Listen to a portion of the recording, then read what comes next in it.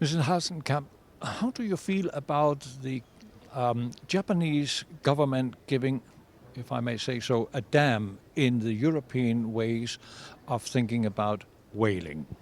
Well, it's disgraceful. What is happening here is that Japan, well, after they listened to the international court ruling for 1 year and didn't go out whaling last season, they just continued with their, well, illegal and really cruel activities of whaling, and that is something we couldn't accept as a European Union. It's said to be for scientific reasons. Is it? No, absolutely not.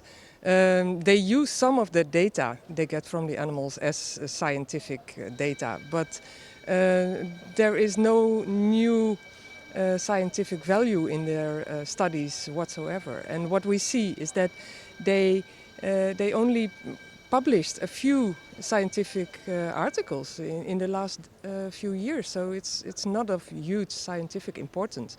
And what they look at is, for instance, the diet of the animals. The animals ate small shrimps and krill, and they will be for the next decades, I assume.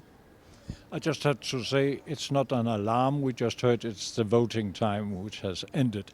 But the final question to you, the cruelty connected to this catching the whales, could that at least be stopped?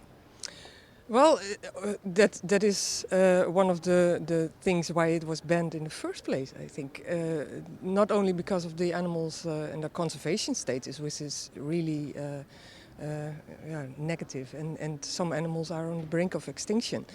But the cruelty is immense. They use explosives, and the animals are really seriously wounded, and most of them are not killed instantly. It takes for some animals a few hours to die or to be killed on board of the ships. It's absolutely massive suffering these animals have to go through, and I think that it is almost impossible to kill such an animal in a humane way. It's you have to imagine you have ships who are moving around, who are shooting at animals who are moving as well. And they are the most large creatures on this planet. So it's really difficult to kill them in a humane way.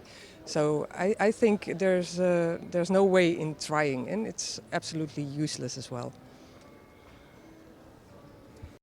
We all know it is the cruelty which you described which is of concern. But why aren't you getting through with your ideas? You ask questions to the commissioner, you ask questions to the council. What's going on? Well, it's absolutely unacceptable what is happening now.